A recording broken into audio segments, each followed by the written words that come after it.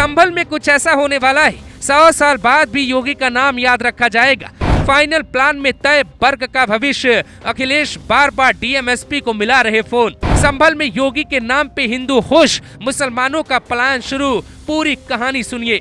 योगी आदित्यनाथ सियासत में आए तो कोई ताकतवर सांसद नहीं थे। हालांकि उनकी बेबाकी, ईमानदारी, उनका हौसला हमेशा से हाई था। मुलायम सिंह यादव की सरकार यूपी में थी और योगी बीजेपी के इकलौते सांसद जिन्होंने गोरखपुर के मठ से हिंदुओं की लड़ाई छेड़ दी थी।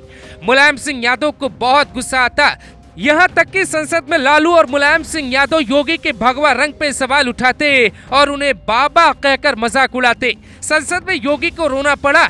ये सारा किस्सा संभल से जोड़कर भी देखा जाने लगा है। कोई कितनी भी ताकत लगा ले, योगी रुकने वाले नहीं। संभल के डीएम से हमारे संवाददाता अभिषेक शांडिल्य ने बातचीत की। ये पता करने की कोशिश की कि योगी के हाथ में जो फाइल डीएम और एसपी ने थमाई है, असल में उसमें क्या क्या लिखा है।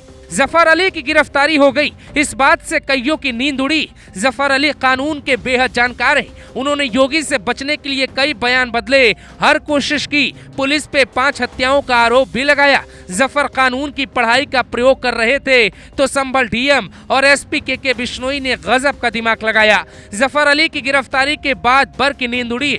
उन्हें साफ संदेश मिल चुका है कि अब उनका ही नंबर है। 24 घंटे के भीतर ही संभल की हवा बदल गई। जांच टीम जियाउर रहमान बर्ग के मकान की नपाई के लिए पहुंच गई। अधिकारियों ने पुलिस की मौजूदगी में नपाई की। इस दौरान भारी पुलिस फोर्स की तैनाती थी ताकि नपाई के दौरान कोई माहौल न खराब कर सके। संभल डीएम ने साफ कर दिया है कि कोई भी होगा हम कार्रवाई करेंगे। यानी ईद के बाद संभल के सांसद जियाउर रहमान की गिरफ्तारी तय मानी जा रही है। साल 2019 में सर जब आंजनेय सर जब रामपुर के तत्कालीन डीएम थे, उनकी मां को लेकर आजम खान ने एक टिप्पणी की थी और उसके बाद उनका बुरा वक्त शुरू हो गया।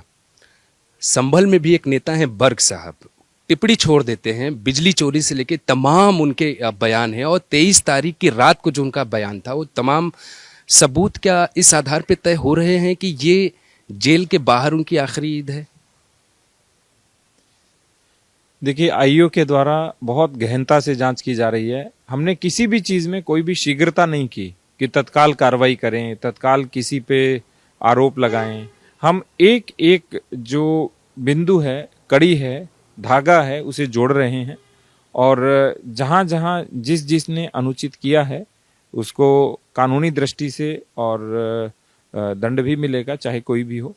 और किसी भी व्यक्ति के प्रति कोई भी पूर्वाग्रह नहीं है कि इसका ये करना है या उसका वो करना है, लेकिन जो इसके अंदर उत्तरदायी है वो आईओ की जांच में सामने आएगा और वो माननीय न्यायालय में हम प्रस्तुत करेंगे। अब सवाल है कि योगी आखिर चाहते क्या है? क्या योगी की दुश्मनी बर्ग के साथ या संभल के मुसलमानों के साथ है? इस बारीक लाइन का संदेश हर किसी को समझना चाहिए।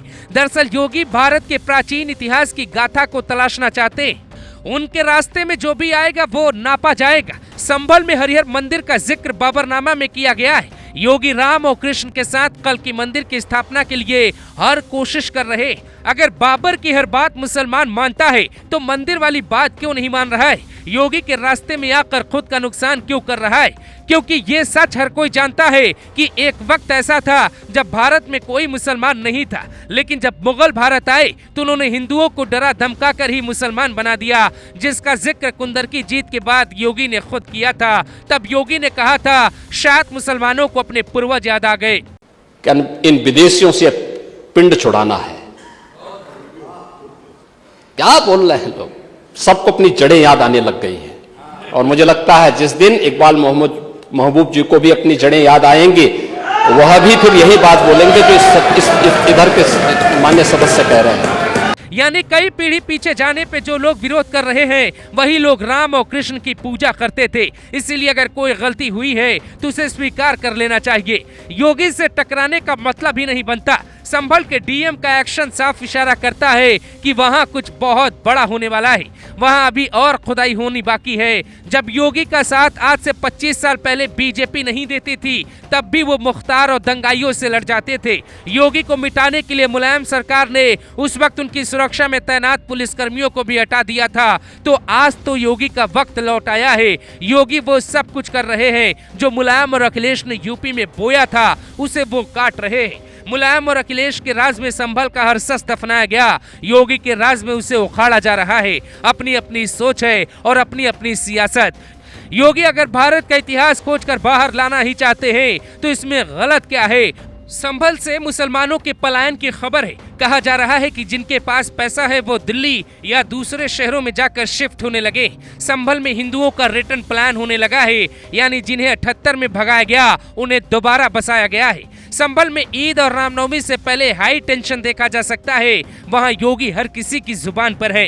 अंदर की बात यह है कि अखिलेश यादव संभल के हर अधिकारी तक अपना संदेश पहुंचा रहे, ये तक मैसेज दे रहे हैं कि आप लोग सख्त कार्रवाई मत करिए, सरकार को फायदा मत पहुंचाइए। लेकिन अधिकारी सरकार की सुनते हैं, विपक्ष की नहीं। संभल के खुदाई पर पीड़ा बहुत लोगों को हो रही है तो खुशी भी कुछ लोगों को मिल रही है। न्याय संगत होने वाली कार्रवाई का विरोध तो किया जा सकता है, लेकिन उसे चैलेंज नहीं किया जा सकता। कर पाते तो कोर्ट जाने के बाद भी योगी को रोक पाते,